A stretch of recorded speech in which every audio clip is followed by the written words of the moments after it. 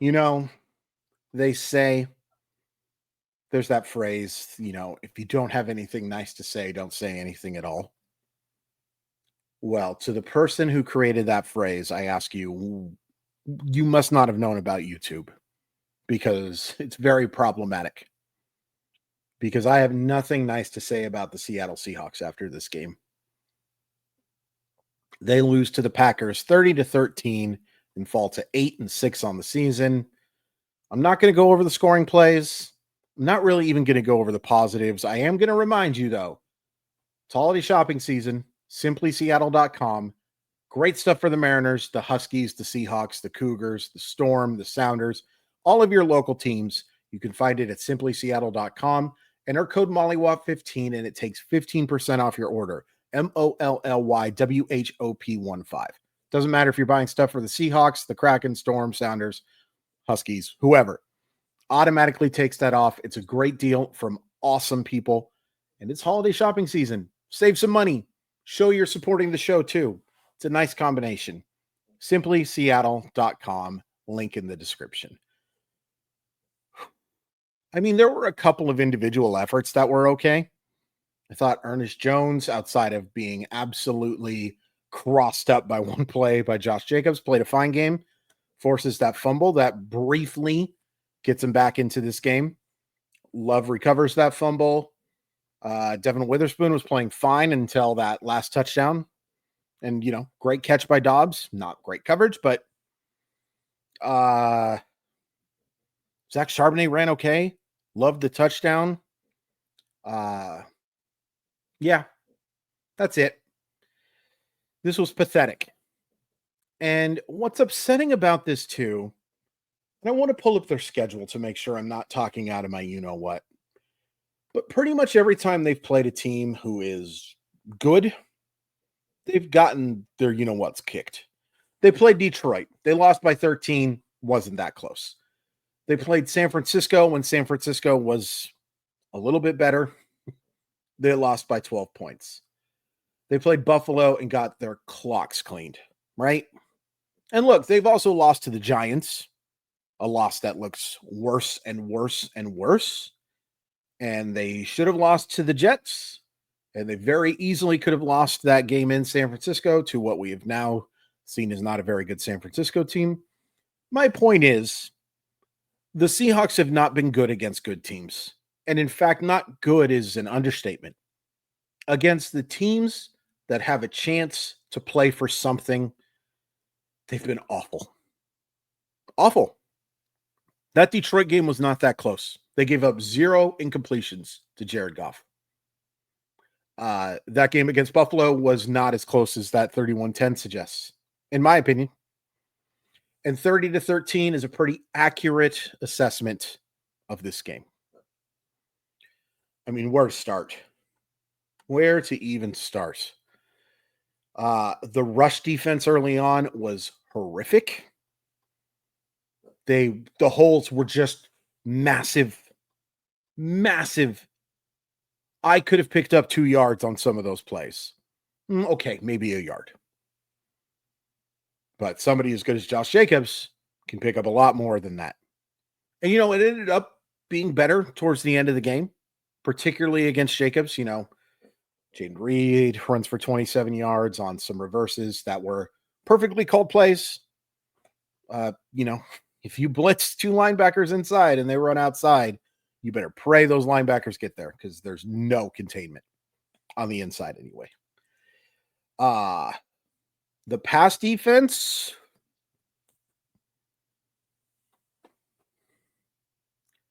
I mean,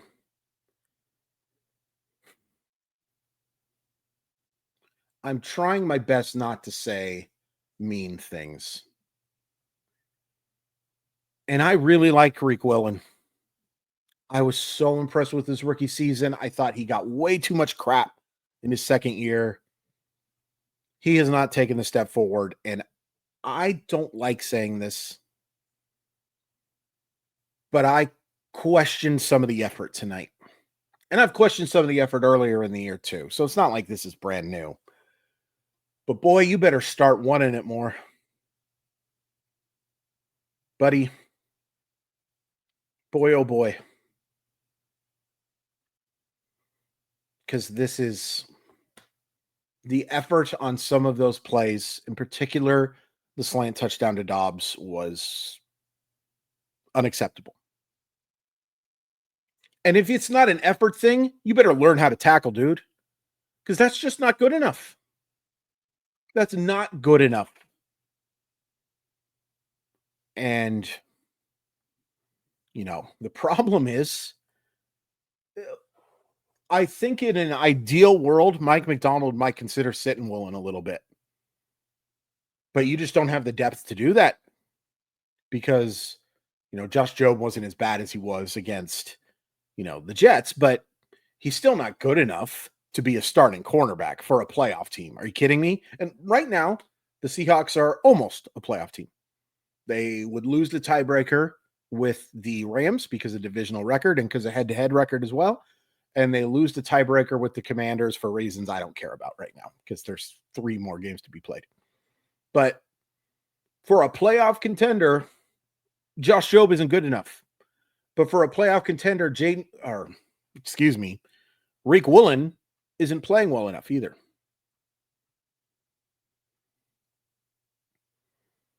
Man, the middle of the line just got shellacked today. Shellacked. And, I think Byron Murphy's going to develop into an excellent player, and Leonard Williams is playing his you-know-what off. They're still not quite good enough there yet. They're still not quite good enough. Jaron Reed isn't good enough. Jonathan Hankins isn't good enough. And their edge guys, they just don't do a good enough job against the run, even a little bit. I don't think that was a constructive sentence. But their edge rush guys just don't protect against the run at all. And they weren't a great pass rushing team today either. Derek Hall made one nice play. Boye Malfig makes one nice play. Just not consistent enough at all. No. Okay, that's the defense. And it wasn't good enough today. The offense today was so pathetic. So pathetic. Jackson Smith and Jigba played fine. So many short yardage catches. 10 catches for 83 yards. I really would like to see them stop using Jackson Smith and Jigba like Danny Amendola. Or Chris Hogan. Or Andrew Hawkins. He's too talented for that. And I realize what you're trying to do is you're trying to get him the ball and get it to him quickly for reasons we'll talk about in just a sec. And then hoping he can make some plays. But man, there's got to be a little bit more targets downfield. Not a little bit, a lot more. DK only 3 for 28. Lockett has the 1 catch for 22 yards. He's become such an afterthought in this offense. Noah Fant, 3 catches for all of 15 yards. It was just, and I'm not really blaming the receivers for this. Let me be clear about that. I'm blaming a little bit Ryan Grubb for not getting the ball downfield enough for these guys. But let's just be honest. And we could talk for another 15 minutes about it. This offensive line sucks. It's terrible. It was atrocious tonight. And sure, Obafemi leaves with an injury. Honestly, I thought Sundell played fine. A couple mistakes. But he did a nice job as that lead blocker on that sweep to Charbonnet. By the way, where was that? Not nearly enough of that. It was such an effective play the week before. You got to at least try it more. They only tried it a couple times, and one of them perfectly blocked, perfectly executed, 26-yard touchdown from Charbonnet. Where was throwing the ball to Charbonnet today? 1 catch for 12 yards. And I realized somebody else tried to get it to him a couple of times, and we'll talk about it. But this offensive line just stinks. I don't want to go too crazy on the individual blame. I look at these PFF grades for Charles Cross, and I just wonder if we're watching the same game. Because is Charles Cross the best offensive lineman on the Seahawks? I think so, by a considerable margin. But last time I looked, he was ranked in like the top 10. He is nowhere close to a top 10 offensive lineman. He's not even a top 10 tackle. He's certainly not. No way. There's no way he's one of the top 10 offensive tackles right now. And if he is, and admittedly, I'm not watching every tackle, every snap. I watch a lot of football. I have to. I literally have to.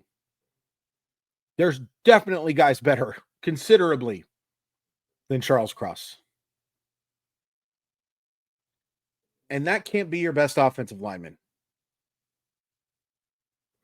It's not, well, no, it is. It's darning with faint praise. It's a little bit compliment to Cross. Like if he was your second best offensive lineman, if he was your third, you'd feel great. If he was your second, you got a pretty good one ahead of him, I bet. He can't be your first. The interior today, outside of some nice plays from Sundell, was just pathetic. They got power rushed to death. To death.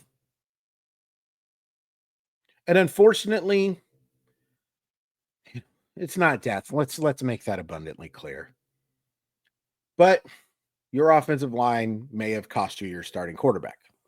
And I haven't seen any updates yet. I'm going to hit pause real quick and just check and see what it is. So according to, and for those who missed it, Geno Smith leaves this game with a knee injury.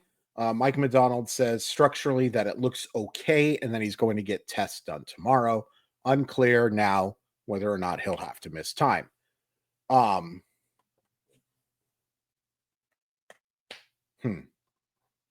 How to go about this? Because first of all, just as a human being, I don't want Geno Smith injured. As a Seahawk fan, I don't want Geno Smith injured. Because there's a couple of things here. And boy, this could just be a 30-minute video. It really could. I'm going to do my best to keep it under 18. We're at 12:50 right now. Let's see how I do. The offensive line did Geno no favors today.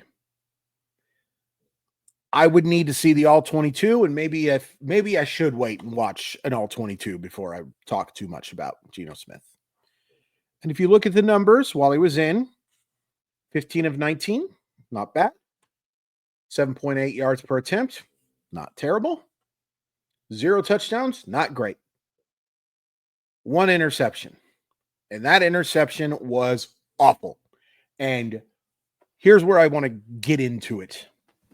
I am really happy for everyone who loves Geno Smith. And I am really happy for everyone who thinks that he is the answer for the long term. And by happy, I mean, it's got to be nice to have confidence in something, right? It's got to be nice to have that feeling that this is your guy. But I disagree that he's the long-term answer based on age and based on results. And biggest results being wins and losses. Is it all on Geno Smith? Nope. Do I know what Geno Smith is? Yes, for better and for worse. Okay. This is my long way of saying that if I hear one gosh damn word about how that was a bad route or that it was just a perfect play by a Green Bay defender and that interception wasn't Geno Smith's fault, I'm going to lose my gosh damn mind. And maybe I'm doing a little bit of a straw man here, but after hearing all that crap about how all of these interceptions haven't been his fault, I'm tired of it. I'm tired of making excuses for it. Geno Smith does not suck. Geno Smith is far from the biggest problem with the Seattle Seahawks. The absolute unwillingness to criticize Geno Smith by a lot of people is driving me up the gosh damn wall. Because I acknowledge that the offensive line does him no favors. I acknowledge that his receivers are not the best route runners at this stage. DK can run every route. I don't care what anybody says. He can run every route. It's not poetry in motion. Jackson Smith and Jigba, still developing. Tyler Lockett got old really quick. Okay? So I acknowledge all of that. If you think that Geno Smith doesn't have a turnover problem in big games, you must really hate Russell Wilson. And that's fine. A lot of you have an issue with Russell Wilson. Okay? Russell Wilson is one of my favorite players of all time. I acknowledge flaws. I acknowledge that he's goofy as heck. I acknowledge that sometimes he comes off as insincere. Right? Really good football player. Hope he makes the Hall of Fame someday. But one of my favorite Seahawks of all time. But there's a lot of you who hate him. Just flat out hate him. And basically, whoever was going to replace Russell Wilson was going to be anointed. Especially after Geno played so well. Replacing Wilson. Because let's be honest, none of us had high hopes. None of us had high hopes. There was nothing that Geno Smith had done in his career to suggest he's as good as he is. And that's me acknowledging that Geno Smith is good. He's not great. He's nowhere close to elite. And he's not good enough to take you to a Super Bowl. And ultimately, that's the goal, right? Long story short here, I'm just tired of there not being a conversation. And by that, I don't mean, you know what? There is a conversation. But it's always such an extreme. It's either he's a top 5 quarterback or he's the reason why they suck. Number 1, they don't suck. Number 2, he doesn't suck. Number 1, they're not elite. Number 2, he's not elite. Why can't people just say that Geno Smith is an okay to good quarterback? Just a good quarterback. Why do people struggle with that so much? And I think it's because people view it as an insult. I think saying that Geno Smith is one of the best 12 to 14 quarterbacks in football is viewed as an insult. That's insane. But it doesn't mean you have to anoint him and overrank him. I know that a lot of this now is just nonsense. But I'm annoyed. And I'm annoyed that he got hurt. Because Sam Howell was awful. And again, I said it before. I'd be annoyed if Sam Howell was great if Geno got hurt. Because I don't want people to get hurt. Ever. I'm just not that kind of guy. I don't think I deserve massive plaudits for not being that guy, but I'm not that guy.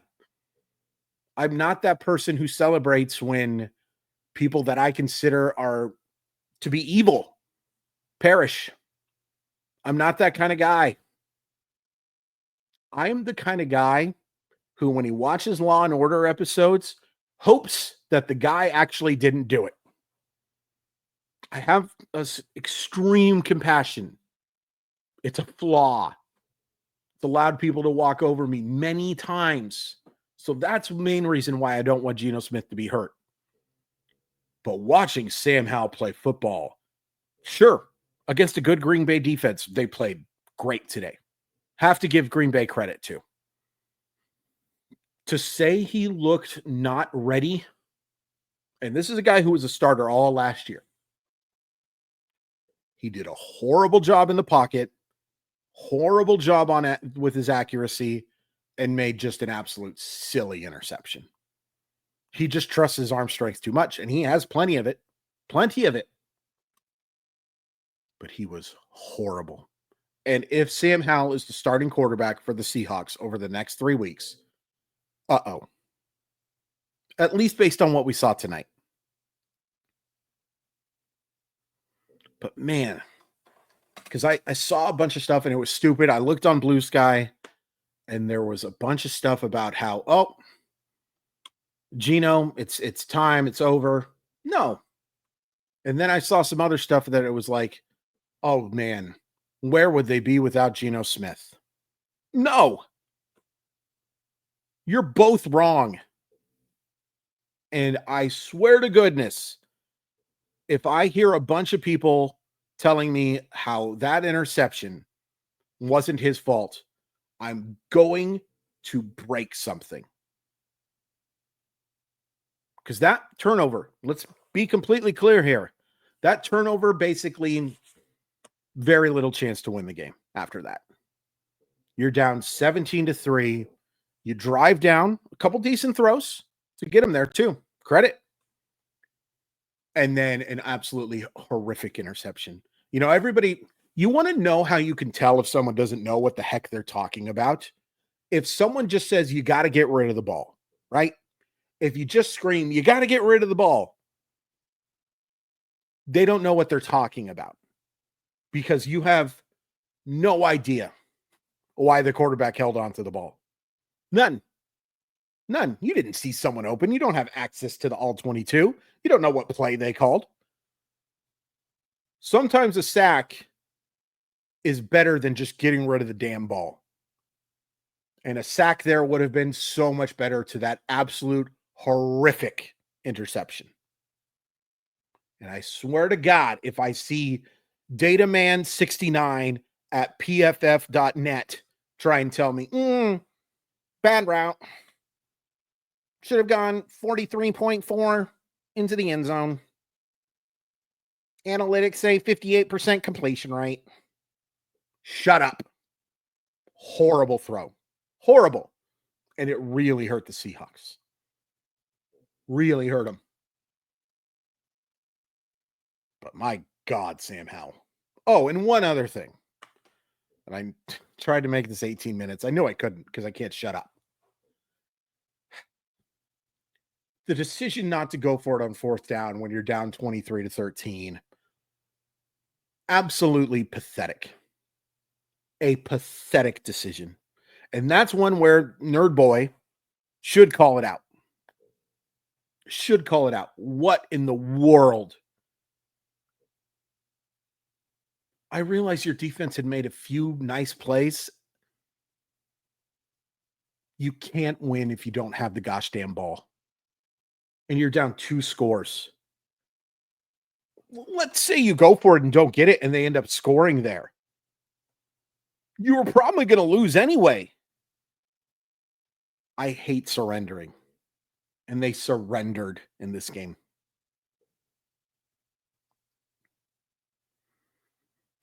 Please hit like. Please hit subscribe. I'm annoyed.